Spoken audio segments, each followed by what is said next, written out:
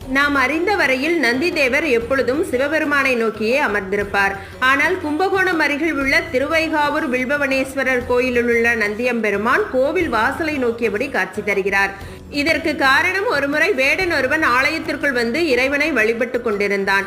அப்போது அவனது உயிரை பறிப்பதற்காக யமதர்மன் ஆலயத்திற்குள் வந்தார். அவரை நந்தியும் துவாரபாலகர்களும் தடுக்க யமதர்மன் திரும்பி சென்றார்.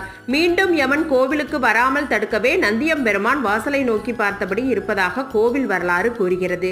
இதே போன்று விருதாச்சலத்திற்கு மேற்கே 15 கிலோமீட்டர் தூரத்தில் உள்ளது பெண்ணாடகம்.